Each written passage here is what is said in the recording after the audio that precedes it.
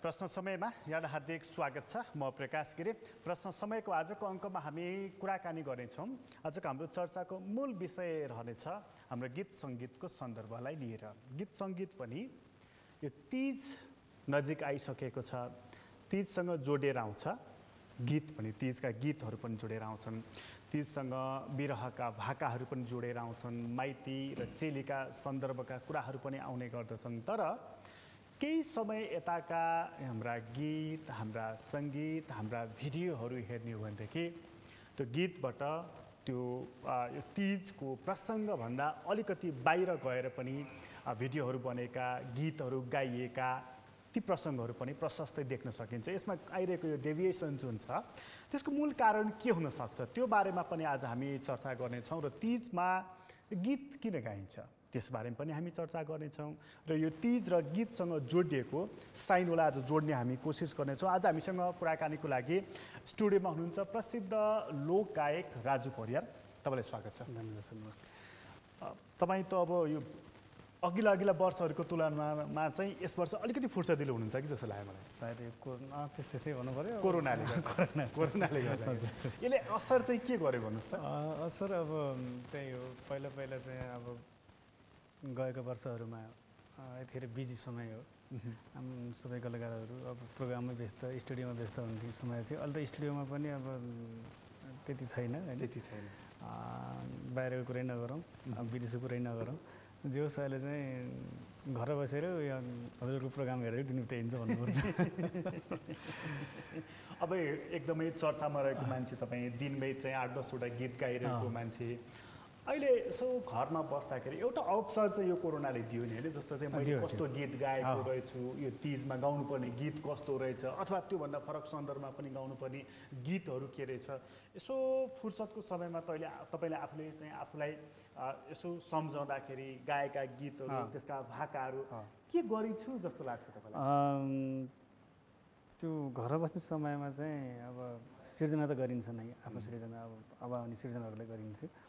त्यो सिर्जना सँगसँगै यो गीतहरू सुन्ने, अब हजुरले भने जस्तै सुन्दाखेरिमा चाहिँ धेरै आकाश पाताल फरक पाएँ मैले होइन। मैले गाएका गीतहरू पनि हुन त मैले त्यति आफ्नो गीतहरू त्यति सुन्दिनँ सर, किनकि म अलिकति कस्तो भने अरूको गीत बढी सुन्छु। म आफूले गाएर छोडिदिएपछि त्यसलाई फेरि सुन्दाखेरिमा कतै मिस्टेक छ होला जस्तो लाग्छ आफूलाई। डरले चाहिँ म सुन्न सक्दिनँ। अनि पुराना अग्रजको गीत सुन्दाखेरिमा हरिदेवी कोइराला दिदीहरूको, बिमा दिदीहरूको, नारायण दाईहरूको, झलकमानहरूको गीत सुन्दाखेरिमा चाहिँ अलिअलि पछ्याएको रहेछु भन्ने अनुभव चाहिँ गर्न भ्याइ बन्दाले गर्दा खासै पछ्याउन चाहिँ अझै सकेको रहन्छु भन्ने चाहिँ फिल भयो। भने तर कतिपय मानिस त आफूले गाएको गीत सुन्दाखेरि कमजोरी के रहेछ भनेर थाहा हुन्छ, त्यसपछि सच्याउने काम लाग्छ भने म चाहिँ अग्रजको गीत सुनेर सच्याउने मौका पाउँछु जस्तो लाग्छ। किनकि उहाँहरूको त्यो टेक्निक चोर्न पाउने होइन। त्यस कारणले अग्रजको गीत सुन्दाखेरि छुट्टै मजा। तर आफ्नो चाहिँ सुन्दा एकदम डर लाग्दो रहेछ सर। गल्ती गरेछु भने कहाँनिर पुगेन भन्ने कुरो ठ्याक्कै पत्ता लगाइन्छ होइन। अनि त्यसले गर्दा कस्तो त्यसले चाहिँ नतमस्तक बनाउँछ जस्तो लाग्ने। अरूको सुन्दाखेरि चाहिँ छ्या त्यसले के गाएको होला गीत भन्ने लाग्दैन? होइन सर, लाग्दैन। झन् उहाँहरूको टेक्निक कसरी चलाउनु भएको छ। स्वर त सबैको हुन्छ नै, स्वर सबैको राम्रो हुन्छ, तर स्वरलाई खेलाउने टेक्निकहरू सिक्ने हो हामीले। त्यो टेक्निक कसरी लगाएको छ भन्ने कुरो चाहिँ त्यो सिक्न पाइन्छ। त्यो प्रशस्त मात्रामा चाहिँ त्यहाँनिर चाहिँ एउटा अध्ययन गर्ने मौका चाहिँ मिल्छ। अहिले यो कोरोनाले त्यो मौका दियो प्रशस्तै दियो। एउटा चिज त राम्रो गर्यो नि।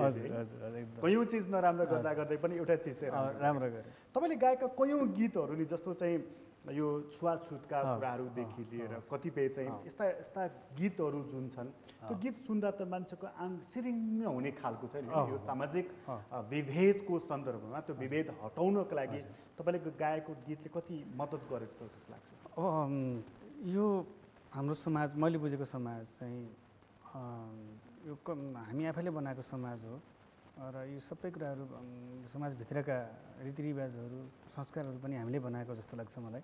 तर यी गीतहरू गाइरहँदाखेरिमा कुनै एउटा निश्चित वर्गलाई मात्रै होइन, समाजमा जति पनि पिछडिएर बसेका छन् ती सबै वर्गलाई समेटेको छ भन्ने मलाई लाग्छ होइन। समाजमा विभिन्न थरीका एउटालाई ठुलै सान्दाको त छँदै होइन, त्यस कारणले सबैलाई समेटेको छ। तर विशेष गरी यो तथाकथित यो दलित भन्ने शब्दलाई हेर्दाखेरिमा चाहिँ ती गीतहरू जन्मेका हुन्, जुन त्यो मैले पोखरामा त्यही 17वटा जति गीत गाएको थिएँ एक दिनमा, 16-17वटा जति गीत एकै दिनमा। हजुर एकै दिनमा। हजुर त्यो बेलामा चाहिँ जो जन्मेको सुनपानीले छर्कमायालु भन्ने एउटा शब्द थियो, त्यो शब्द चाहिँ मैले लिएर आएको थिएँ।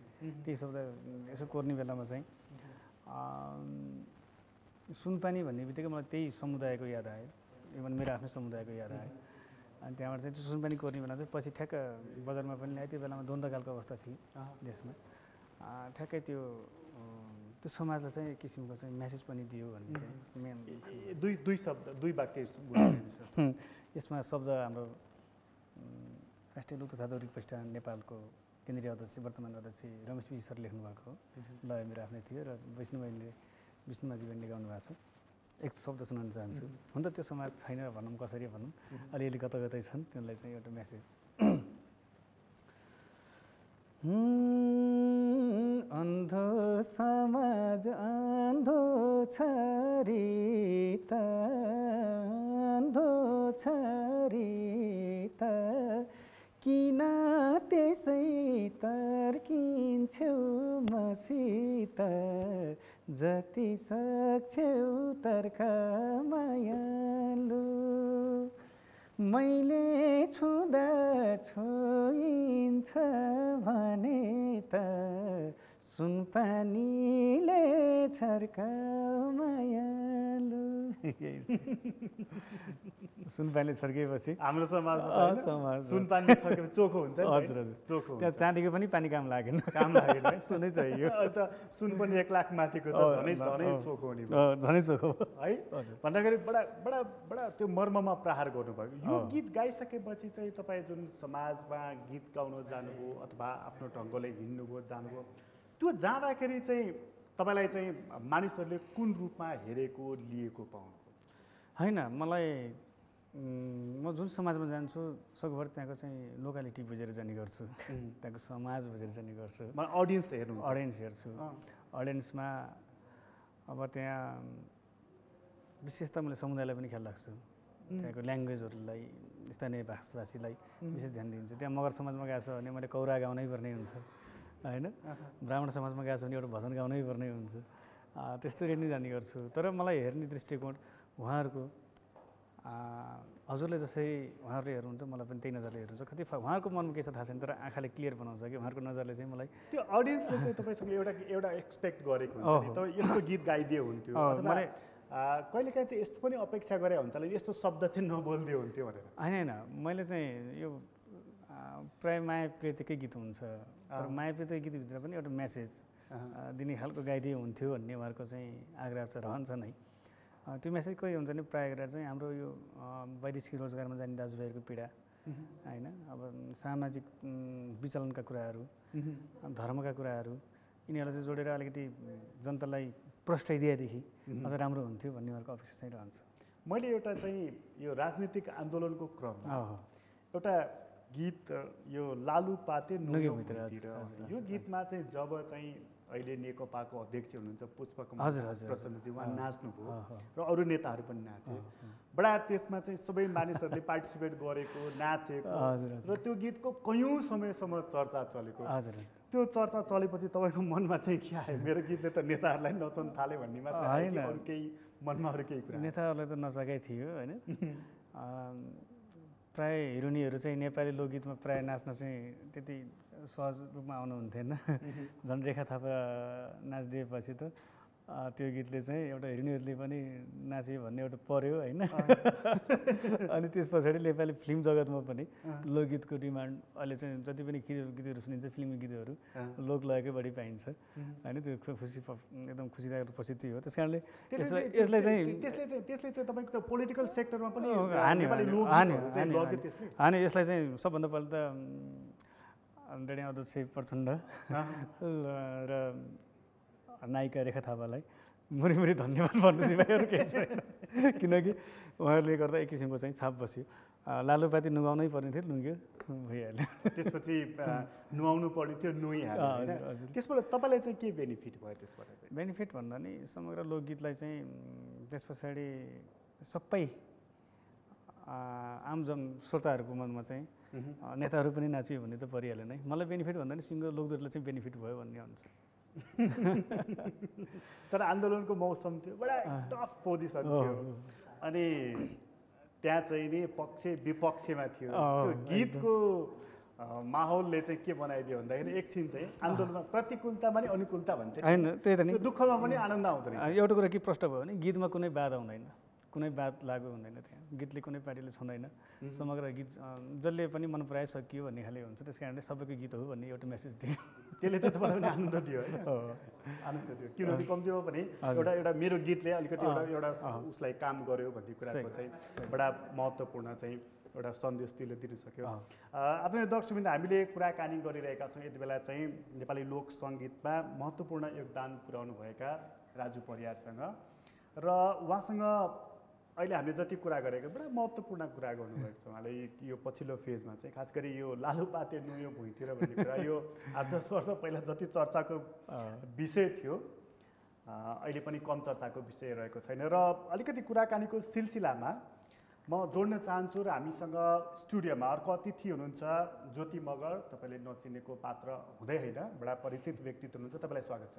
थ्याङ्क यू दाइ। यो उहाँसँग म कुरा गर्दै थिएँ, हामीले जातीय छुवाछुतको सामाजिक विभेदको कुरा गर्दै गर्दै यहाँ राजनीतिक कुरासम्म आइपुगेका थियौँ। तपाईँलाई अलिकति म स्वागत गर्दै एउटा कुरा जोड्न चाहेँ, उहाँसँगै जोडेर उहाँलाई नै ध्यानमा राखेर। तपाईँले एउटा गीत गाउनु भएको रहेछ दुईजना मिलेर, त्यो गीत चाहिँ बडा गजबको लाग्यो मलाई। एउटा तपाईँले चाहिँ नि मगरको कुरा गर्ने, उहाँले दमाईको कुरा गर्ने, कति राम्रो कति राम्रो। यो चाहिँ यो प्रसङ्ग मलाई अनौठो के लाग्यो भने उहाँ ठ्याक्कै ज्योति मगर भएको हुनाले मैले झल्याक्क सम्झेँ क्या।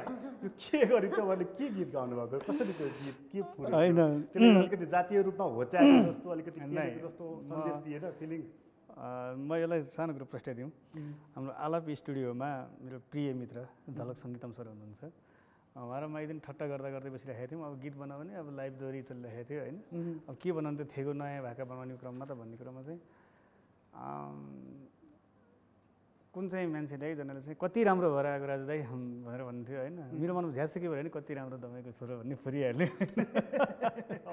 होइन। म फेरि गर्व लाग्छ, गौरव गर्छु सबै समुदायलाई उत्तिकै सम्मान दिन्छु। त्यस कारणले अनि त्यहाँ पात्र अब म फेरि विशेष गरी म मतवरी समाजमा हुर्केको केटो परेँ। गुरुङ समाज, मगर समाज त्यस्तो मिलेको समाजमा चाहिँ हुर्केँ। त्यसरी त्यहाँ चाहिँ मगर पात्र चाहिँ चाहियो मलाई। भन्दा के गर्नु पर्यो, कति राम्री मगर कि छोरी प्रतिवाद त गर्नु पऱ्यो होइन। हुन त्यो गीत वास्तवमा एकदम मिठो तरिकाले आयो। आएपछि टिका पुन र मैले चाहिँ यसलाई खास यो सुरुमा मजाको भयो, पछि चाहिँ सिरियसली गयो गीत। बोलम भने के बोलम सानो, के बोलम सानो, मेरो लागि अरे सबै छन् बिरानो, कति राम्री मगर की छोरी, कति राम्री अरे मगर की छोरी, बाटो क्यारे मायाको डोरी। ज्योतिजी तपाईँलाई पुनः स्वागत छ। धेरै धन्यवाद छ। अब बडा मिठो गीत सुरुवात गर्नुभएको छ हाम्रो राजु परियारजीले, कति राम्रो मगर की छोरी भनेर तपाईँले नि हेरेर लेखा जस्तो लाग्यो। लय चाहिँ अलि आउँदैन हजुर, नत्र म प्रतिवाद गरिहाल्थेँ, हामी अरू भाकामा पनि गरौँला गर्न चाहिँ। तर एउटै चिज मैले देखेको चाहिँ हाम्रो किनकि धेरै फिल्डमध्येको हाम्रो लोकदोहोरीको फिल्डमा चाहिँ खास जातीय छुवाछुत नहुनुको कारण राजु दाई नै हो जस्तो लाग्छ। राजु दाई, कुलेन्द्र विश्वकर्माहरू हो जस्तो लाग्छ। किनकि दाइहरूले गर्वका साथ भनिदिनुहुन्छ कि हुन्छ नि राजु परियार, कुलेन्द्र विश्वकर्मा भनिदिनुहुन्छ नि, हामी कहाँ छुवाछुत साँच्चै भन्दा छैन कि। कहिलेकाहीँ चाहिँ के भइदिन्छ भने जस्तै त्यो अरू निकनेमहरू थप्दाखेरि चाहिँ मान्छेले ए यस्तो रहेछ नि त भनेर एक किसिम मान्छे खुसु खुसु गर्ने एउटा त्यो पाएको हुन्छ। अनि दाइले यो गीत गरिसकेपछि त यति धेरै राम्रो गएको छ कि त्यो हुन्छ नि समाजमा त्यो परिवर्तन गएको छ। जस्तो दाइको पहिलेको मैले छोएको पानी चल्दैन भन्ने यस कुमार दाइको गीत, अनि दाइले पनि रुमाल धोएको छु भन्ने गीतहरूमा चाहिँ एक किसिमको छुवाछुतको वेदना छ कि त्यहाँनिर खासै समानता चाहिँ पाइरहेको थिएन मैले। तर दाइले यो गीत गाइसकेपछि चाहिँ साँच्चीकै समानता आएको छ कि दाइ साँच्चीकै राम्रो पनि हुनुहुन्छ। मनदेखि पनि, कला त छुट्टै कुरा छ तर मनदेखि नै एकदमै राम्रो हुनुहुन्छ। त्यो गीत सुन्दा चाहिँ झट्ट तपाईँलाई ओहो कति राम्ररी मगरकी छोरी भने मतलब जातीय रूपमा होच्याएको जस्तो फिल भएन? नै त्यस्तो यस्तो हुन्छ खास त्यो होच्याएको जस्तो फिल हुँदैन। तपाईँलाई कति राम्रो बाहुनको छोरा भन्दा तपाईँलाई हुन्छ र होच्याएको जस्तो हो नै त्यही होइन? हुँदैन नि होइन, हो त्यस्तै नै हो। त्यो अहिले तपाईँको एउटा गीत बडा चर्चामा रहेछ, मैले त्यसो हेर्दै त्यो युट्युबमा पनि तपाईँको गीत बडा तपाईँले त च्यालेन्ज गर्नुभएको रहेछ क्या, त्यो चाहिँ यो तिजको भाका भन्दै रत्योलीमा गाए अझै बढी सुहाउँथ्यो कि साडी चोलो लाए भनेर भनेको झन् लगाइदिनु नै भयो, त्यसपछि लगाइदिनु नै भयो। त्यो साडी चोलो लगाएको साडी चोलो लाइसकेपछि तपाईँले यो गीत गाउनुभयो कि तपाईँले लाएपछि चाहिँ उहाँले साडी चोलो उहाँले लाउनुभन्दा अगाडि ठ्याक्कै हाम्रो गीत बनाएर उहाँको एउटा गीत आइसकेको थियो। उहाँहरूको भनौँ न धेरैजना पुरुष कलाकारहरू इन्भल्भ हुनुहुन्छ अहिले, आइसकेको थियो र अब यिनीहरूले साडी चोलो लाउन मात्रै बाँकी छ भनेर त्यो किसिमको लिरिक्स बनाउनु भएको थियो हाम्रो रोशन सिंहले। ठ्याक्कै हाम्रो भिडियो पनि आउने, उहाँको साडी चोलो लगाएको पनि आउने हुन्छ नि, एकैचोटि भयो भन्नु। तपाईँले अनुमान गरेको ठ्याक्कै मिल्यो? हजुर, लगाइदिनु नै भयो, सकिएको त्यति भए ठाउँै रहेन अब। तर त्यो चाहिँ तपाईँले त्यति साह्रो भन्नु जरुरी थियो र? खास त्यस्तो धेरै कुरा त बुझ्दिनँ म, किनकि दाइहरूको अगाडि होइन, तर लाइक हाम्रो कला र संस्कृतिमा एउटा तपाईँले शब्द बोल्नु भएको रहेछ कि, मैले तपाईँलाई रोकेँ, नारी भन्दा पहिला यिनलाई आउँछ तिज भनेर बोल्नु भएको रहेछ। हजुर हजुर, पुरुषलाई चाहिँ बढ्ता तिज लाग्दो रहेछ। के अरे बोकाहरूले फेसन जस्तै बनाए तिज पर्व भने चाहिँ केटाहरूलाई, उनीहरूलाई नै आउँछ क्या पहिले नै। अहिले चाहिँ कस्तो भयो भने केटी मान्छेको गीत नआउँदै अब केटाको मान्छेको गीत कुर्ने बेला भइसक्यो कि अहिले तिजको गीत। हजुर, तिजको तपाईँहरूले कम गाउन थालेर हो त त्यो बाबु? हजुर, तपाईँहरूले तिजको गीत कम गाउन थालेर चाहिँ केटाहरूले चाहिँ यहाँ रहेछ मार्केट भनेर कम गाउन थाल्यो भन्दा नि केटाहरूले बढी गाउन थाल्नु भयो त्यस्तो लाग्छ। भनेपछि मतलब तिजको गीत चाहिँ केटाहरूले बढी गाउन थाल्यो भनेर तपाईँहरूलाई आरिस भएको हो त? आरिस नै त होइन, तर कहिलेकाहीँ जस्तो धर्म र संस्कृतिको कुरा उठ्दाखेरि के चिजहरू चाहिँ गलत छ र के चिजहरूले चाहिँ हाम्रो संस्कृति बिगारिरहेछ, के चिजहरूले यो गरिरहेछ भन्दाखेरि चाहिँ केही कुराहरू चाहिँ नोटिस हुने चिजहरूमा चाहिँ काहीँ न काहीँ केटाले गाएको गीतहरू पढ्न सक्छ जस्तो लाग्छ। तर मेरो पर्सनल विचार चाहिँ त्यो होइन, म चाहिँ किनकि सबैलाई नै स्वागत गर्छु जसले गाउनुहुन्छ होइन, तर काहीँ न काहीँ हाम्रो समाजमा चाहिँ के ठिक छ त, केटी मान्छेको चाडमा केटाले गाउन ठिक छ त भनेर हाम्रो समाजले चाहिँ अहिले पनि औला उठाइरहेको अवस्था छ। र यो अवस्थामा चाहिँ अब ज्योति मगरले यो गाइदिए हुन्थ्यो भन्ने कसैले चाहनुभयो, मैले पनि गाइदिएँ, त्यति नै हो। त्यो यो अलिकति चाहिँ यो तिजमा विकृतिको कुरा गर्दाखेरि चाहिँ मान्छेले तपाईँलाई पोइन्ट आउट गरेको मैले धेरै देखेको छु, ओहो ज्योति मगर, ओहो ज्योति मगर भनेर के भनेको थियो? के भनेको त्यो खास त्यो समस्या नै उहाँहरूको हो कि? समस्या चाहिँ तपाईँमा हो कि समस्या चाहिँ तिनीहरूको आँखामा हो? समस्या चाहिँ उहाँहरूको आँखामा छ जस्तो लाग्छ मलाई, किनकि त्यो बाहेकको चिजहरू उहाँहरूले हेरिदिनै हुन्न कि। मैले एकनारायण भण्डारीजीको पोहोर साल मात्रै सुनेको जनता सुनेको पानको पात भन्ने गीत यस्तो राम्रो तिज गीत गाएको छु।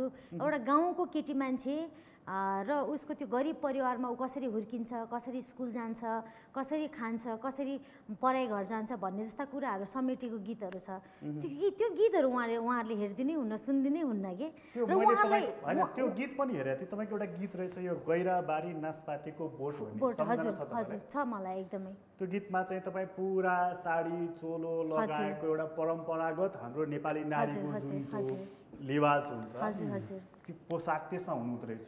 त्यो गीत पनि त राम्रै हेरेका रहेछन्, रुचाएका रहेछन्। तपाईँलाई फेरि त्यतातिर तपाईँको मन बढी नगर्यो, ढाडे बिरालोतिर बढी किन गएको त? ढाडे बिरालो खास मैले गाएको होइन, मैले मोडलिङ मात्रै गरेको।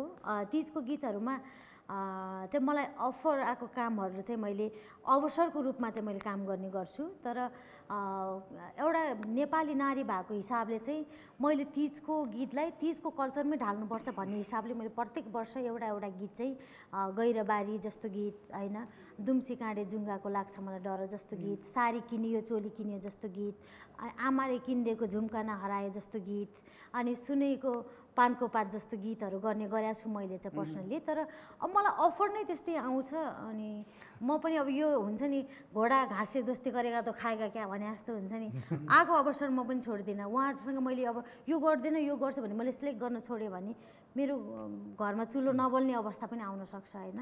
त्यो चाहिँ मेरो एउटा कमर्सियल वे हो। तर गीत सङ्गीतको क्षेत्रमा चाहिँ आफूले चाहिँ के गर्ने भन्ने कुराहरू चाहिँ मैले मेरो तर्फबाट चाहिँ मैले अलिकति छुट्टै तरिकाले आफ्नो संस्कृति कलालाई नै जोड दिइरहेको नै हुन्छु।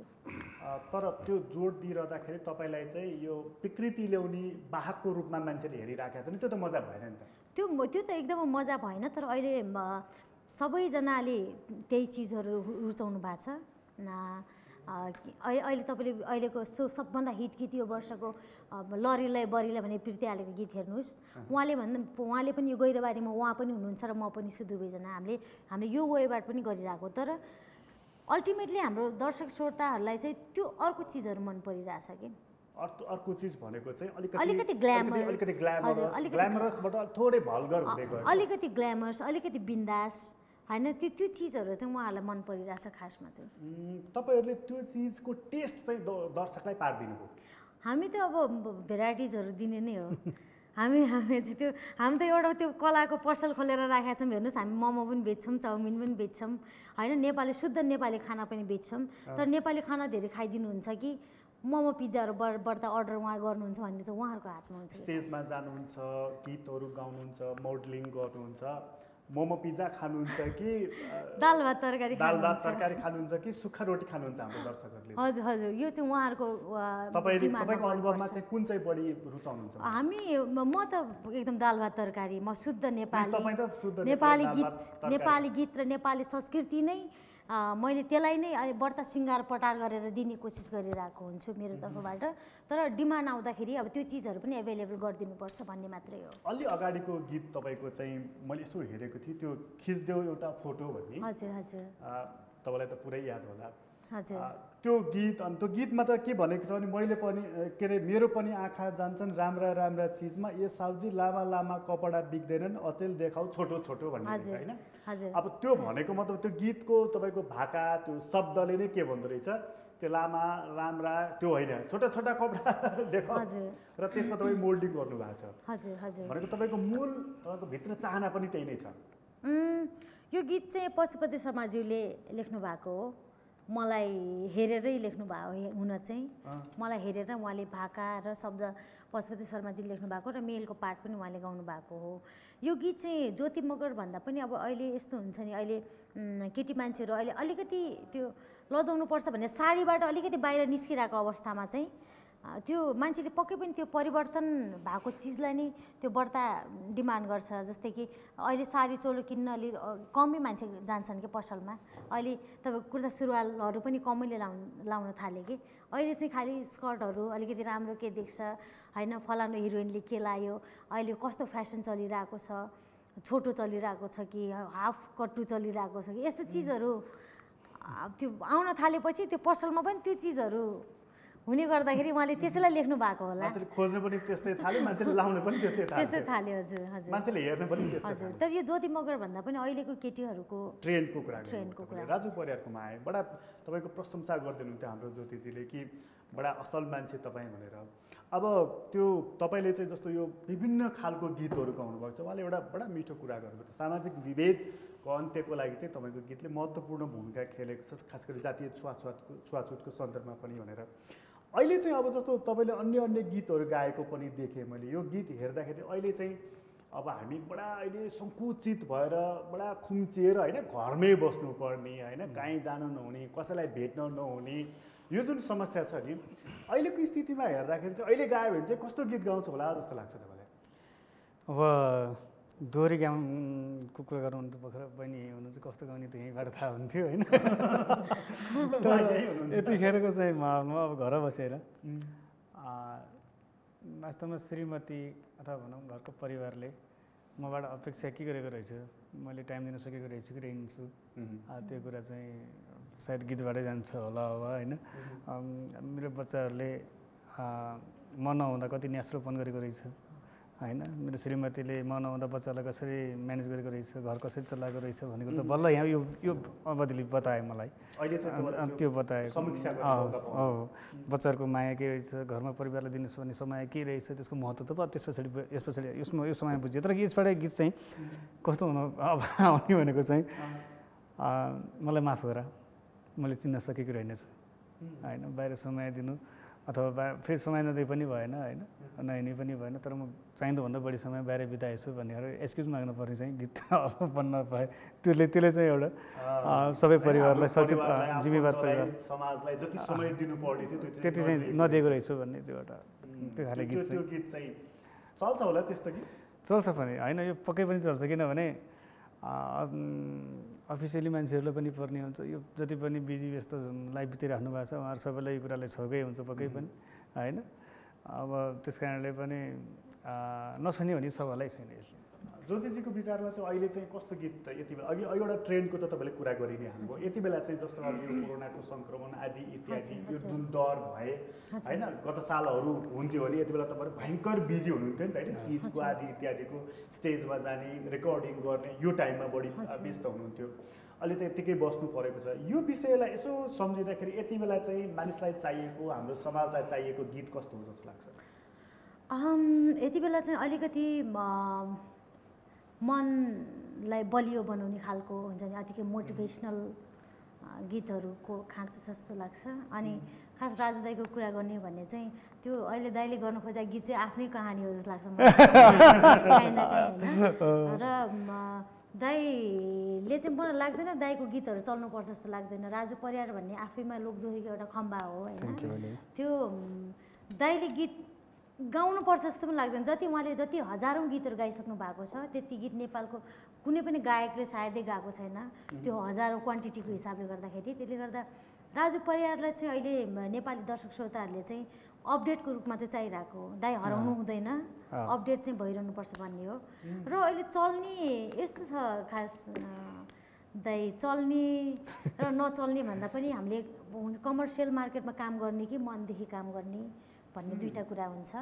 र मनदेखि काम गर्नको लागि मनदेखि आउने आवाज चाहिन्छ, त्यो राजु परियारसँग छ। र मलाई चाहिँ के लाग्छ, म खास दाईको अगाडि खास हुन्छ नि अहिले यसरी बहस गरिरहन हुन्छ नि त्यो लेभलको होइन, तैपनि इट्स माई प्लेजर है तपाईँले मलाई बोलाइदिनु भयो धेरै धेरै धन्यवाद छ। यस्तो छ खास हामी मान्छेहरूको नेचर अलिकति सेल्फिस टाइपको हुन्छ कि, हामी झट्ट हेर्दाखेरि केही चिज यस्तो राम्रो देख्छौँ नि आहा भनिहाल्छौँ होइन, तर ठ्याक्क त्योबाट अलिकति नजर हटाउने बित्तिकै फेरि अलि पर अर्को राम्रो चिज देख्छ नि, फेरि त्यो राम्रो बिर्सेर अर्को आहा भन्छौँ कि होइन। तर कुनै चिज हुन्छ त्यो हुन्छ नि त्यो राम्रो नै हुन्छ कि, चाहे त्यो मान्छेले देखोस् अथवा नदेखोस् अथवा त्यो हुन्छ नि त्यो चिजको महत्त्व त्यति नै हुन्छ। त्यसले गीत पनि त्यस्तै नै हो। धेरैले हेर्ने गीतहरू भनेको अहिलेको तुलनामा चाहिँ त्यही अलिकति बिन्दास टाइपको अलिकति हुन्छ नि थोरै ग्ल्यामर अनि थोरै चाहिँ छेडखानी गरेको गीतहरू नै अहिले चाहिँ बढ्ता चल्छन् जस्तो लाग्छ। त्यो अलिकति छेडखानी गरेको गीत चाहिँ गाउने मान्छेहरूलाई चाहिँ पुर्खे बा भन्ने हुनुहुँदो रहेछ एकजना।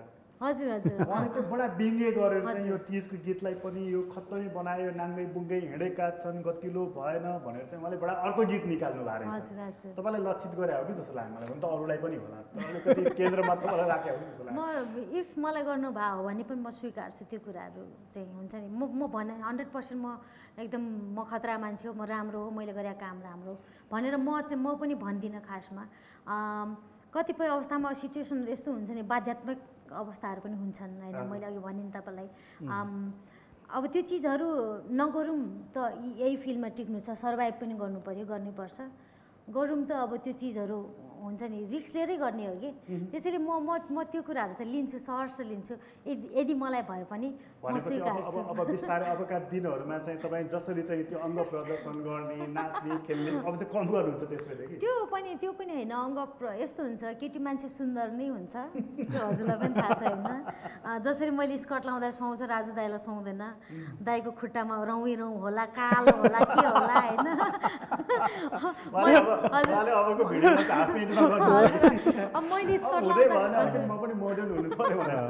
अब मैले स्कर्ट लाउँदा चिल्ला खुट्टा छन्, सेतो छन्, अब राम्रै पनि देख्छ होइन। त्यो सुन्दरतालाई पनि सुन्दर तरिकाले प्रस्तुत गर्दाखेरि खासै आपत्ति हुँदैन। त्यसले गर्दा यो कम नै त नहोला होइन, तर प्रस्तुतिमा चाहिँ अलिकति बढ्ता ध्यान दिएला जस्तो लाग्छ। अलिकति चाहिँ ज्योति मगरको अलिकति रिस डाहा गर्छन् अरू मानिसहरूले, त्यो त हुनुपर्छ फेरि जब मेरो रिस डाहा गर्ने मान्छेहरू नै भएन भने म कसरी अगाडि बढ्ने र होइन म त फुर्किन्छु नि त धेरै मायाले म फुर्किन्छु रिस डाहा गर्ने खुट्टा तान्ने उचाल्ने पछार्ने भयो भने न मैले आफ्नो त्यो पोइन्ट बनाउँछु कि म यसलाई चाहिँ म यसरी डिफेन्स गर्छु भनेर मैले फेरि छुट्टै खालको हुन्छ नि बनाइरहेको हुन्छु नि त त्यसले गर्दा म त एकदम धन्य छु राजु जस्तो तपाईँले यो एक दिनमा चाहिँ के अरे एक दिनमा होइन अहिलेसम्म करिब करिब 15,000वटा चाहिँ करिब गीत गाउनु भएको भने मैले रेकर्ड हेर्दाखेरि त्यस्तो त्योभन्दा बढी छ कि थाहा भएन 15,000 त खै के कति पुगेको छ सर तर कम्पनीको गीती सङ्ख्याको आधारमा चाहिँ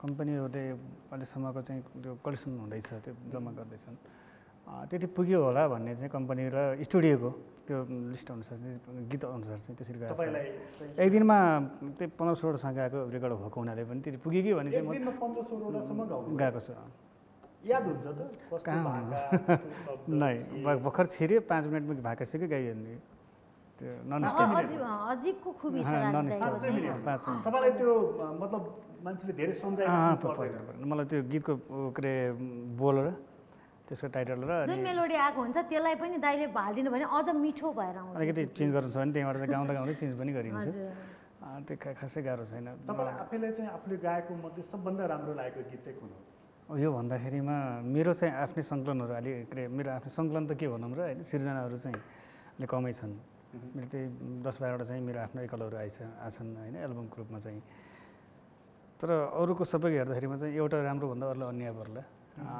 मलाई धेरै हाम्रो प्रसाद लामिछाने भाइको आमा पछिल्लो समयमा त्यो मैले आमाहरूलाई सम्बोधन गरेर गाएको थिएँ त्यो गीत साह्रै राम्रो छ त्यस पछाडि त्योभन्दा अगाडि एकनारायण भण्डारीको चाहिँ अघि नाम लिइसक्नुभयो तपाईँले लालुपाते नुगे भुइँतिरदेखि लिएर अनि न्याउली जुन न्याउली चाहिँ अलिकति त्यो गाउनलाई अप्ठ्यारो गीत हो त्यो धेरै अप्ठ्यारो गीत हो पछि मैले एपी अन टेलिभिजनको प्रोग्राममा चाहिँ त्यो गाएको थिएँ त्यस पछाडि झन् त्यो गीत राम्रो भयो लाइभ इन्स्ट्रुमेन्टमा जस्तो यिनै नै पर्छन् सुनपानीहरू पर्छन् त्यो अब यही भनेर ठ्याक्कै भन्न सक्दिनँ सर मतलब व्यक्तिगत रूपमा सन्तुष्टि दिएको हुन्छ सन्तुष्टि मैले साँच्चै यसमा चाहिँ मेहनत गरेछु भन्ने टाइपको मेहनत चाहिँ मैले न्याउलीमा गरेको छु एकचोटि सुनौँ त अब यहाँ ठिक छ एक अन्तरा मात्र सुनाउँछु मजाले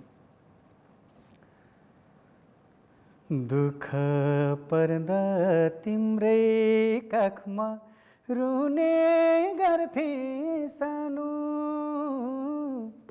ओ दुःख पर्दा तिम्रै काखमा रुने गर्थे सानो तिमीले नै धोका दियौ रुन कहाँ जानु बिर्सु भन्छु पापी मन मान्दैन बिर्सनेलाई बिर्सन जान्दैन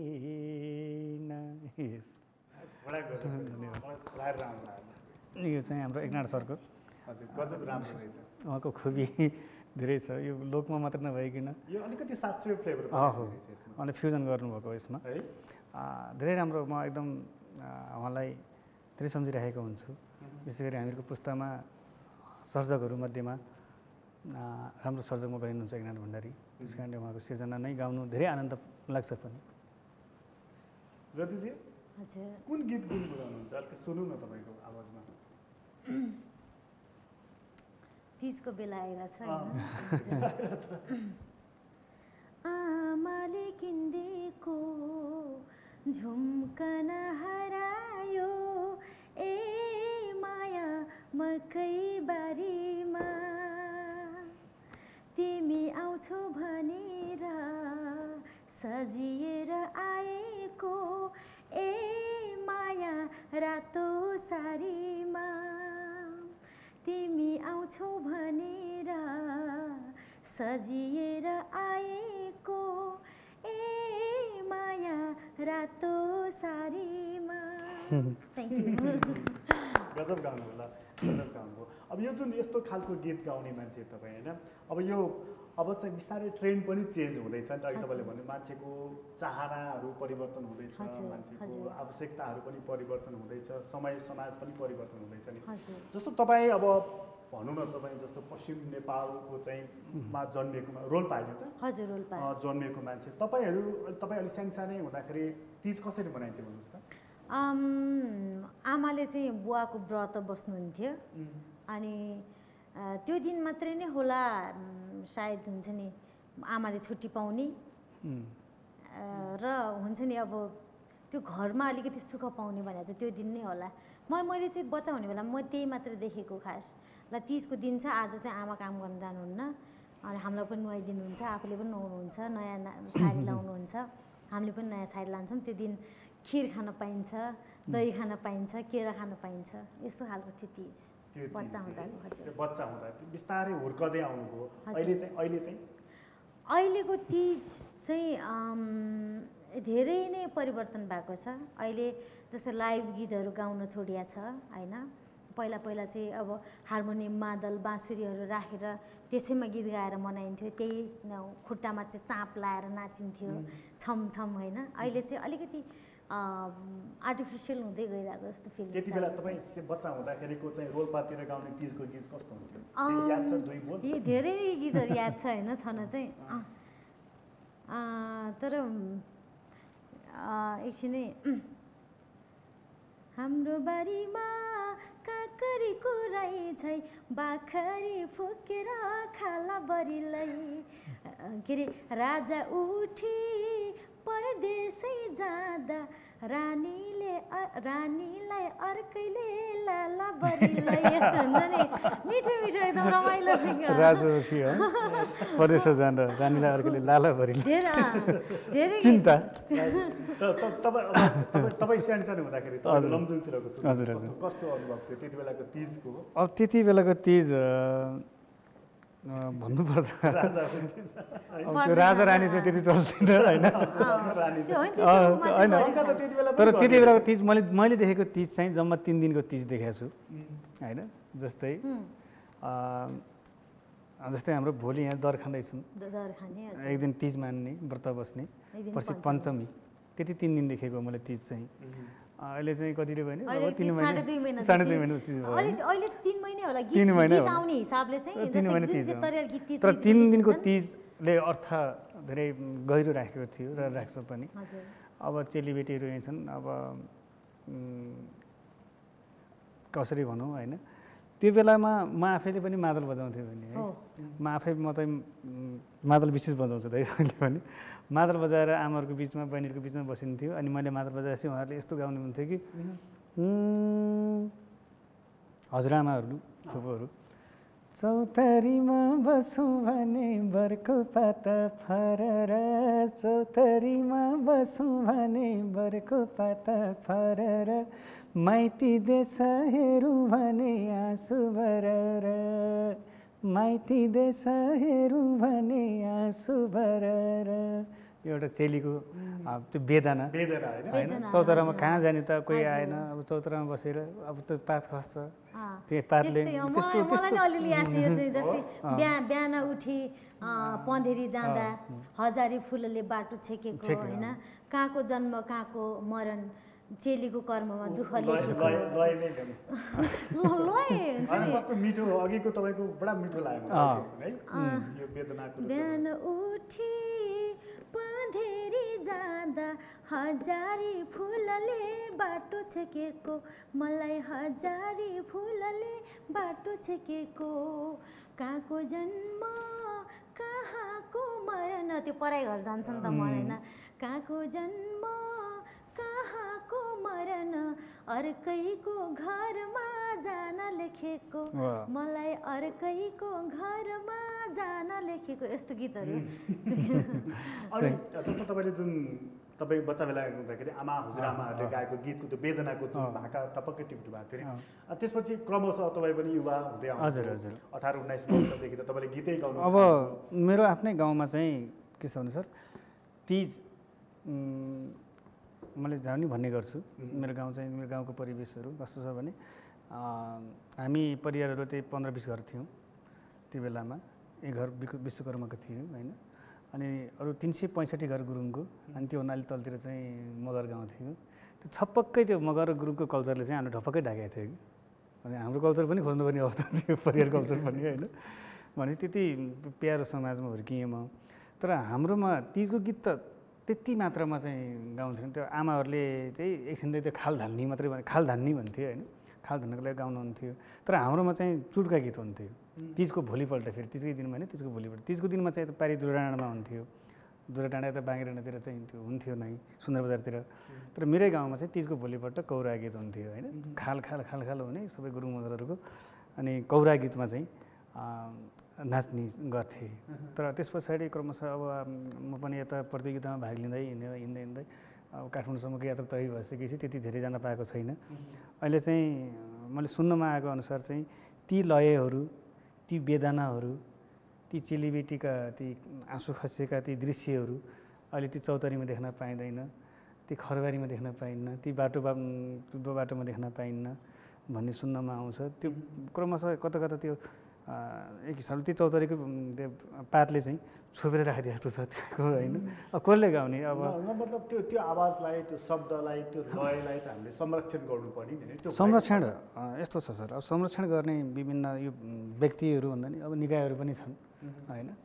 अब धेरै बौद्धिक यो विषयमा नेपाली लोकसङ्गीतको विषयमा धेरै बौद्धिक सर्कलहरू पनि छन्, उहाँहरूले भन्ने कुरा हो। विशेष त अब जस्तै चेलीबेटीहरू हुनुहुन्छ होइन, चेलीबेटीहरूले हामी त एउटा अझै पनि म भन्छु, म पनि एउटा व्यावसायिक गायक हुँ। व्यावसायिक गायक भएपछि मैले गाउनु पर्थ्यो, धेरै गीत गाएको पनि छु तिजको होइन, त्यो एउटा कथामा बाँधेर गाएको छु। तर त्यसलाई तपाईँले जुन भन्नुभयो नि त्यो पिपलको पातले चाहिँ त्यो ढाकेर राखेको छ होइन, जस्तो चाहिँ त्यसलाई चाहिँ उजागर गर्नु पर्यो भने वास्तवमा त हुन्छ नि, मनले नै खाएको चाहिँ ओहो यो चाहिँ संरक्षण गर्नुपर्ने भाका थियो शब्द, त्यो चाहिँ हराएर जान त्यो बहिनीले भने होइन होइन यस्तो छ। उहाँ बहिनीले अघि भन्नुभयो भने कमर्सियल पाटो पनि छ, व्यावसायिक पाटोहरू पनि छन्। त्यसलाई फेरि त्यो भाका ल्याएर व्यावसायिक पाटो बनाउँदाखेरिमा राम्रो त हुन्छ नै होइन, राम्रो त नहुने होइन। तर त्यो ठ्याक्कै मेलोडी चाहिँ अलिक बिर्सिसकेको अवस्था पनि हुन्छ सर। त्यो रस जुन रस छ नि, त्यो रस खोज्नुलाई धेरै गाह्रो पनि छ। अब ती बेलाका आमाहरू फुपूहरू कहाँ खोज्नु होइन, जुन हामीले त त्यो रस मात्र ल्याइन्छ, अपुरो ल्याइन्छ कि क्लियर चाहिँ ल्याउनु सक्छ। खासमा दाइको कुरा अलिकति काट्छु होइन, जस्तै अब विभिन्न निकायहरू छ, बुद्धिजीवीहरू हुनुहुन्छ, यो विषयमा धेरै अध्ययन गर्नुभएको व्यक्तिहरू हुनुहुन्छ। तर मैले देखेको चाहिँ एउटा कुरा कि साँच्चीकै संरक्षण गर्न भनेर चाहिँ हामी कोही पनि कहीँबाट लागिपरेको चाहिँ छैन कि। अहिले चाहिँ एउटा यस्तो यो भनेको हाम्रो लोकगीत, हाम्रो लोकभाका, आफ्नो गाउँको तिज भाका, तिज गीतलाई संरक्षण गर्ने साँच्चीकै निकाय छँदै छैन कि। अहिले के भन्छन् भनेपछि त्यो भाकाहरूलाई चाहिँ यो त पब्लिक प्रपर्टी भन्ने चलन छ हेर्नुहोस् है। यो गीतहरू अहिले नआएका पनि होइनन्, राजु दाइलाई पनि थाहा छ, मलाई पनि थाहा छ, धेरै गीतहरू यति नराम्रो शैलीमा आइरहेको छन्, त्यसको शब्दहरू चेन्ज गरिएको छ, त्यसको भाकाहरू दाइले भने जस्तो जस्तै यी भाकाहरू त अहिले पनि सुन्न पाइन्छ, अहिले पनि हजुरले सुन्नुहोस् नि सुन्न पाइन्छ। तर त्यो बिगारेर आएका छन् चाहिँ लाइक आफू हिट हुने जोडतोड भएर आफू हिट हुनको लागि हामीले त्यही भाकालाई अलिकति बिगारेर अलिकति मोडिफाई गरेर अलिकति शब्द चेन्ज गरेर चाहिँ हामीले हुन्छ नि त्यो चिजहरू कमर्सियल मार्केटमा दिइरहेछौँ कि। यसले गर्दा यसले जगेर्ना चाहिँ अभियसली हुँदैन होइन। बनाउने भने पनि त कलाकारले नै हो नि त, कलाकारले हो। तर यहाँनिर चाहिँ तुम करो त चमत्कार, हम करे त बलात्कार भने जस्तो, जस्तै जुन त्यो निकायमा बस्नु भएको व्यक्तिहरूले पनि त्यो भाका टपक्कै टिपेर लिएर गर्नुभएको छ र एउटा कमर्सियल तरिकाले पनि गर्नुभएको छ। त्यो वेदना चाहिँ साँच्चैको आएको छैन र त्यही चिज अर्कोले गर्दाखेरि चाहिँ कुरा चाहिँ उठाउनुहुन्छ उहाँहरूले पनि, यो चिज गर्नु हुँदैन, यो चिज हुनु हुँदैन भन्नुहुन्छ। त त्यो चिज उहाँहरूले आफूले गर्दाको दिन के भन्नुहुन्छ थाहा छ तपाईँलाई, यो त पब्लिक प्रपर्टी हो, जसले पनि गर्न पाउँछ भन्ने छ। अहिले पनि तपाईँ हेर्नुहोस् दुर्गेश थापाको दुईवटा गीत त्यो पहिलाका मेलोडीहरू छन् होइन, जुन कि रेकर्ड हुनुभन्दा अगाडि पनि तिनी त्यो के सिर्जना भन्छ दाइ त्यसलाई लिएर आएको हुन्छ टपक्क टिपेर सङ्कलन गीतहरूमा गीत सङ्कलन थियो, सङ्कलन पनि अरूले रेकर्ड गरिसक्नु भएको थियो र त्यो गीत अहिले फेरि दुर्गेशजीले पनि गर्नुभएको छ कि होइन। म चाहिँ यो मेलोडीको बारेमा चाहिँ म चाहिँ अलिकति सिरियस नै छु, आफ्नो नैतिकताको हिसाबले भए पनि यो चिजहरूलाई चाहिँ यसरी मनमानी कपी चाहिँ गर्नु हुँदैन भन्छु। मेलोडी चाहिँ म चाहिँ यो कलाकारले पनि त होइन यस्ता चिजहरू चाहिँ जस्तो सङ्कलन गरेर गाउँठाउँमा भएका कतिपय लोप हुन लागेका, कतिपय लोप पनि भइसकेका त्यस्ता भाकाहरूलाई ल्याउने त काम त कलाकारको पनि। यस्तो छ सर, दुईवटा छ लोकगीतको। मैले अहिलेसम्मको मेरो यो यात्राको क्रममा मैले पाएको चाहिँ दुईवटा कुरा छ, एउटा सिर्जना एउटा सङ्कलन। लोक उसमा हेर्दाखेरि हैन हजुर सिर्जना जति पनि अहिले हामीले गाइएको छ त्यो सिर्जना हो हो यसमा सङ्कलन भन्ने छैन सर जस्तै पब्लिक प्रोपर्टी भनिसकेपछि त्यहाँ जानी हात हाल्नु अनि त्यसले अब त्यहाँ अब बहिनी भने जस्तै अब त्यो पब्लिक प्रोपर्टी त हो त अनि ल्याएर चाहिँ जस्तो जस्तै दिन मन छ हैन त्यो सबै अब त्यो हामी जिम्मेवार त छौँ तर गर्ने के हो भने त्यो ल्याएर दिइसकेपछि फेरि अर्को विवादमा तानिन्छ समस्या त्यहाँनिर छ हैन एकदम मार खानुपर्ने छ भनेको त्यो सङ्कलनमा चाहिँ सङ्कलन त्यो सङ्कलनलाई अर्कोले पनि गरेको हुन्छ तर खै कसरी गरेको थाहा हुन्न हामीलाई एउटा चिज चाहिँ के हुन पर्थ्यो भनेपछि अहिले अरू वायत कुराहरूलाई छोडेर अहिले हामी जति विकृति ग्ल्यामर स्ल्यामर भनेर त्यसको पछि लाग्नुभन्दा पनि एउटा चिज चाहिँ के बनाउन चाहिँ जरुरी थियो भनेपछि जस्तै सङ्कलन गरेको गीतहरू पनि यो गीतहरू चाहिँ हुन्छ नि एउटा सम्बन्धित निकायमा जस्तै हुन्छ नि अहिले हाम्रो के सङ्ग्रहालयहरू हुन्छ होइन फलानु चिजहरू पाउने भने चाहिँ एउटा चाहिँ त्यो सरकारी निकायबाट चाहिँ यो चिजहरू चाहिँ सङ्कलन गरिएको चिजहरू नि यसलाई चाहिँ यत्र तत्र सर्वत्र बिगारेर कसैले गर्न पाउँदैन भन्ने खालको नीति नियम भयो भने सायदै तर हामी कहाँ यस्तो हुन्छ जस्तो चाहिँ हामी कहाँ के हो भने यो बिग्रिएर गयो नासिएर गयो भत्केर गयो फलानुले बिगार्यो तिलानुले बिगार्यो भन्ने हजुर बनाउनु चाहिँ नबनाउनु हजुर एउटा चाहिँ तर यस्तो छ सर म जब म आफ्नो कुरा सर्टकटमा राख्नुपर्दा म एकाडेमिक त होइन मतलब प्राज्ञिक लेभलको कुरा त म कसरी गरौँ र तर पनि मैले बुझेको कुरा के हो भने सेन्सर बोर्डको कुराहरू उठ्छ जहाँ पनि होइन अब त्यो हाम्रो राष्ट्रिय लोक तथा दोहोरित प्रतिष्ठानले पनि यो कुरा उठाइरहेको छ कसले दुनियाँले उठाइरहेका छन् तर त्यो के हुन्छ भने अब सेन्सरले कसलाई सेन्सर हान्छ त्यो थाहा छैन मलाई होइन तर त्यहाँ बस्ने विद्वानहरूलाई सबभन्दा पहिला मेरो सुझाव के भने आफै सेन्सर गर्नु आफूले सेन्सर गर्न जरुरी देख्छु किनभने होइन मैले दोहोरित प्रतिष्ठान म आफै पनि आबद्ध हो पूर्व केन्द्रीय सदस्य हो चिन्ता छ अहिले चाहिँ दोहोरित प्रतिष्ठानले पनि यो कुराहरूलाई राम्रो तरिकाले अगाडि बढाएको मैले पाउँछु हेरौँ भविष्यमा यो कहाँसम्म अगाडि जाने हो उहाँहरूलाई राम्रो मार्ग खोल्नु हुन्छ भन्ने म आशा म गर्छु र यति मात्रै कुरा हो कि जस्तै ज्योतिजीले गाउनुहुन्छ म एउटा गर्व के गर्छु भने ज्योतिजीको आफ्नै प्रकारको फ्यान हुन्छ उहाँको आफ्नै तरिकाले आफ्नो ठाउँ बनाइसक्नुभयो अब हामीले खालि उहाँले एउटै विषयलाई मात्रै गरिरहनु बेकार त्यो हामीले चाहिँ हामी पागल हौँ जहाँसम्म लाग्छ उहाँको आफ्नै तरिकाको फ्यानहरू हुनुहुन्छ मेरो आफ्नो तरिकाको हुनुहुन्छ तर के हो भने हामी आफै पनि समाजले हामीले यता ल्यायो भने कि हामीले समाजले कता ल्यायौँ भन्ने कुरा ठुलो चिन्ताको विषय हो होइन त्यस कारणले अब हामी आफै सेन्सर भइसकेपछि पक्कै पनि यति गीत दिएपछि हाम्रो समाज ठिक ठाउँमा बस्छ है भन्नेमा हामी आफै जिम्मेवार हुन सक्यौँ भने एक किसिमको सेन्सर हामी आफै पनि गर्यौँ होइन संस्थालाई पनि सेन्सरको चाहिँ उहाँले बडा यो सेन्सर सेल्फ सेन्सर दुईवटा कुरा जस्तो तपाईँले आफैले करेक्सन गर्ने एउटा पार्ट भयो अर्को चाहिँ त्यो बोर्डले चाहिँ यो भएन यो नाचेको भएन यो शब्द भएन अथवा यो आदि इत्यादि तपाईँकोमा सेन्सरले कतिको कैँची चलाउँछ यस्तो छ खास सेन्सर नै छैन भन्दा हुन्छ सेल्फ सेन्सर त छ होइन म त्यो चिजहरू आफैले पनि गर्छु होइन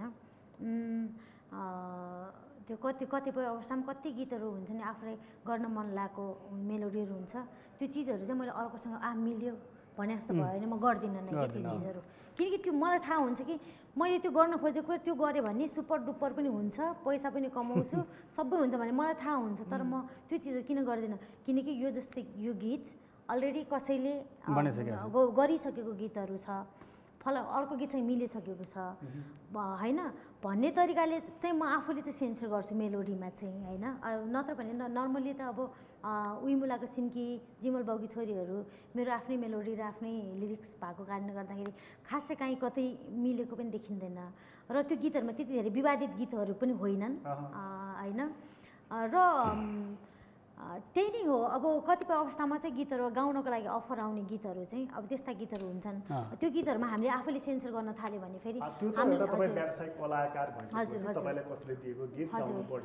गर्ने चाहिँ हामीलाई राइट हुँदैन त्यसले गर्दा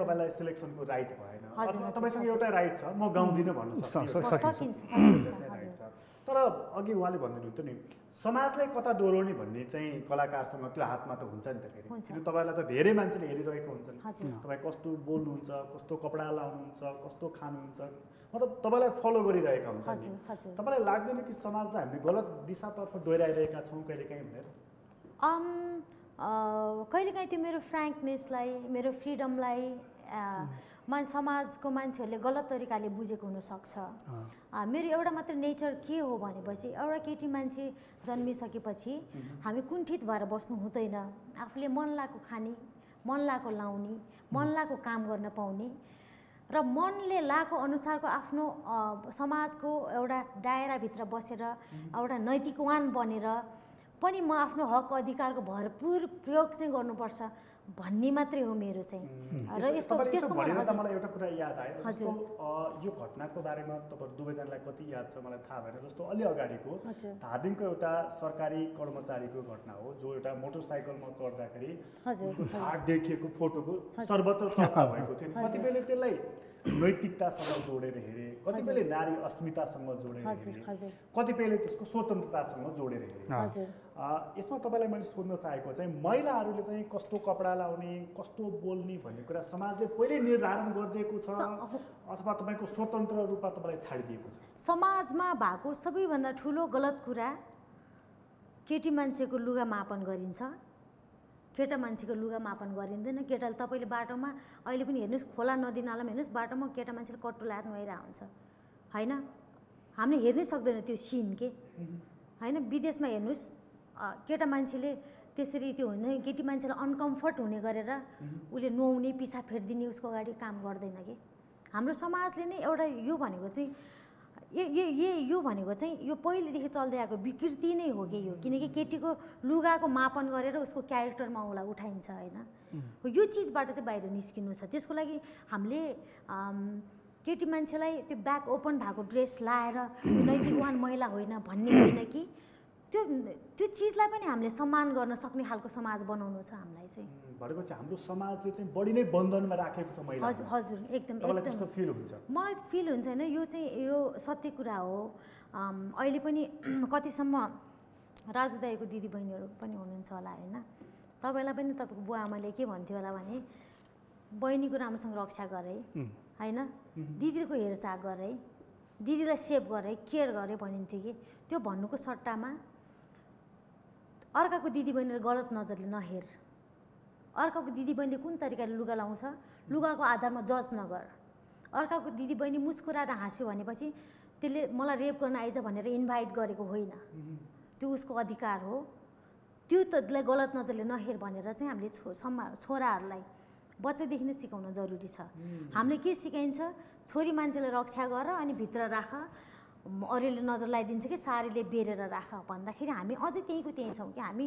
हाम्रो कानुनको पानामा, किताबको पानामा मात्रै छ कि यसको त्यो ज्वलन्त उदाहरण नै त्यही हजुरले भन्नुभएको त्यो धाड ओपन भएको त्यो नै हो खास हो। यो चिज चाहिँ गलत कुरा हो, यो चाहिँ समाज गलत हो। तपाईँले कस्तो कपडा लाउने, कस्तोसँग बोल्ने, कस्तोसँग हाँस्ने भन्ने कुराको निर्धारण पनि समाजले गरिदिएको छ। समाजले गरिदिएको तपाईँले गर्न पाउनुहुन्न, त्यो छुट छैन तपाईँलाई। हजुर, त्यो हुनु हुँदैन। समाजमा अत्यन्तै परिवर्तन हुन जरुरी चिज चाहिँ यो एउटा हो।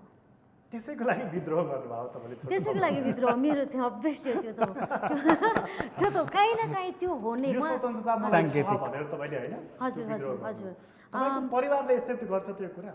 अरूको कुरा छोडिदिनु। हजुर, म कन्भिन्स गरेँ मैले परिवारलाई। गाह्रो त गाह्रै हुन्छ अभियसली, रोल्पामा जन्मेको मान्छे, नेपालको मान्छे, हाम्रो नेपाली संस्कृति अनुसार चाहिँ गाह्रो चाहिँ गाह्रै हुन्छ। तर मैले मेरो घरमा मेरो घर परिवारलाई कन्भिन्स हजुर हजुर कन्भिन्स गरेको छु र मैले छोराको भूमिका पनि खेलिरहेको छु घरमा।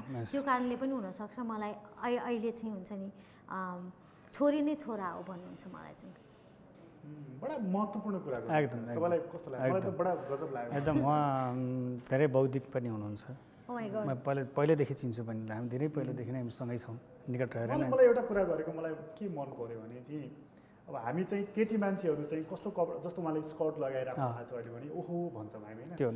त एट द सेम टाइम कुनै एउटा महिलाले कुनै एउटा पुरुषलाई हामी कहाँ त चल्तीमा छ नि एउटा सेन्डो र हाफ प्यान्ट लगाएर केटा मान्छे टुई टुई हिँडिरहेको हुन्छ, बजारमा पनि हिँडिरहेको हुन्छ नि होइन। महिला मान्छेले चाहिँ कसरी हेर्छन् भन्ने त्यो एङ्गलबाट हामीले चर्चा गरेका छैनौँ। त्यो बडा महत्त्वपूर्ण कुरा होइन, एकदम सही कुरा हो। किनकि उहाँले एउटा समाज पढ्नुभयो, त्यो समाजको त्यो प्रत्यक्ष त्यो मिरर ऐना उहाँले जे देख्नुभयो भने त्यो यहाँ प्रकाश पार्नुभयो, एकदम सही कुरा हो। म त के भन्छु भने जस्तै हो एउटा बाउरे आमालाई ल है तेरो दिदीबहिनी राम्रोसँग जोग, त्यो भन्नुको अर्थ धेरै लाग्छन्।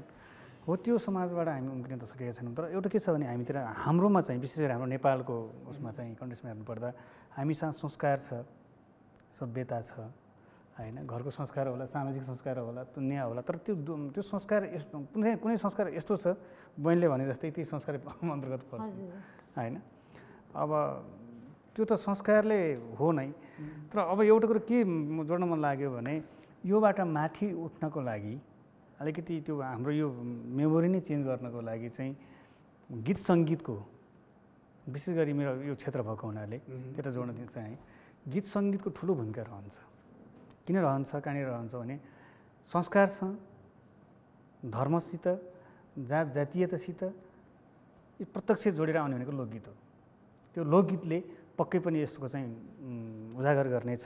हामी सही मार्गमा हिँडौँ, सही तरिकाले सबैले समान रूपले हेर्ने गरौँ भन्ने एउटा मेसेज दिन सकियो भने लोकगीतको ठुलो पाटो त्यहाँनिर रहन्छ। र यसको लागि चाहिँ म मेरो व्यक्तिगत तर्फबाट भन्नुपर्दा कुनै सङ्घ संस्थाको आवाज बोलेको छैन, मेरो आफ्नो आवाज बोल्नु पर्दाखेरिमा चाहिँ अहिलेसम्म मैले सबैको आवाज बोल्ने कोसिस गरेको छु। निकट भविष्यमा पनि सबै समाजको प्रत्येक दुःख सुखको के अरे समस्याहरूलाई मैले गीतबाट सम्बोधन गर्न सकूँ, मेरो यही के अरे रहर छ होइन। एउटा त्यस कारणले अन्तमा म यहाँहरूसँग योगदान छोड्दा हजुर समयले पनि डाँडो काटेको छ, योगदान रहन्छ पनि। र बहिनीलाई यो भन्दाखेरि एकदम कति प्रफुल्ल भयो कि मेरो बहिनी यति म्याच्योर्ड तरिकाले बोलिदिनु भयो होइन। यस्तो म आज धेरै भाग्यमानी छु। र विशेष गरी तिजको बेलामा पनि बहिनीलाई भेट्न पाएँ, तिजको शुभकामना पनि भन्न चाहन्छु होइन। धेरै भयो थियो हामी भेट्न भएको। अब यति हो, हामी जो जहाँ रहे पनि हामीलाई नेपाली लोक माटोले सुहाउँदो गीत सङ्गीत दिन सकूँ होइन। यसको लागि विभिन्न सङ्घ संस्थाहरू छन्। मैले नाम लिनै पर्दाखेरिमा राष्ट्रिय लोक तथा दुर्गीत प्रतिष्ठान यसको लागि जिम्मेवार तरिकाले बसेको छ। दुर्गीत प्रतिष्ठानले चाहिँ यसको लागि ठिक ठाउँमा एकदम छिटो नै राम्रो तरिकाले एउटा योजनाबद्ध तरिकाले चाहिँ यो कार्यनीतिहरू ल्याउला अगाडि। यति भन्दै म चाहिँ मैले एकदम फेरि एकचोटि धन्यवाद भन्नै चाहन्छु। ठिक छ दाजु, धेरै महत्त्वपूर्ण कुरा ज्योतिजी अन्त्यमा जस्तो चाहिँ तपाईँले यति महत्त्वपूर्ण कुरा गर्नुभयो। त्यसको अर्को साइडबाट एउटा मात्र प्रश्न राख्न चाहेँ, त्यसपछि म अन्त्य गर्छु, हाम्रो समय पनि सकिसकेको छ। जस्तो चाहिँ तपाईँले यो समाजको कुरा गर्नुभयो, परिवारकै पनि कुरा गर्नुभयो, व्यक्तिबाटै सुरु हुन्छ नि त होइन। एउटा इँटा राखेपछि, एउटा पाइला अघि बढेपछि बल्ल दोस्रो तेस्रो हुँदै अनि एउटा गन्तव्यमा पुगिन्छ। त परिवारले यस्तो भन्दैन कि ओहो तिमी यसरी हिँडेको छौ, भोलि कसरी बिहा होला, के होला, कसो होला, के हो नि। मतलब हाम्रो त यो समाजको त यत्रो सानो सानो पाइलामा अंशमा प्रश्न उठाइन्छ नि। त्यस्तो प्रश्नहरू खोज्दैन तपाईँले? त्यो होइन, त्यो प्रश्न थियो, प्रश्न पक्कै पनि थियो। मेरो बाबासँग मेरो खासै कुरा हुन्न, आमासँग हुन्छ। आमाको अलिकति सोच पुरानो खालको छ होइन। उहाँको प्रश्नलाई नै मैले प्रश्न गरेर नै हुन्छ नि, प्रश्नलाई प्रश्न गरेर नै मैले कन्भिन्स गरे हो होइन। कहिलेकाहीँ भन्नुहुन्छ कि के अरे सानो इक्जाम्पल दिन्छु। मेरो बोयफ्रेन्ड हुनुहुन्थ्यो एकजना होइन, अनि मैले भेटेन उहाँ मेरो बोयफ्रेन्ड भन्दाखेरि चाहिँ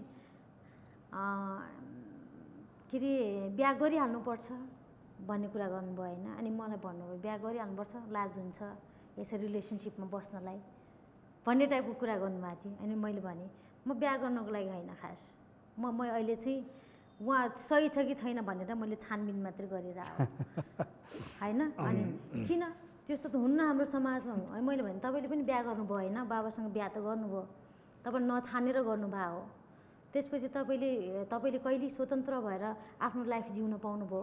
तपाईँ कति वर्षमा कतिचोटि बाबाबाट छुट्टी पाउनुभयो, कतिचोटि रुनुभयो, कतिचोटि हाँस्नुभयो, हामीलाई हुर्काउने बेलामा तपाईँले कति कुराहरू सेक्रिफाइस गर्नुभयो।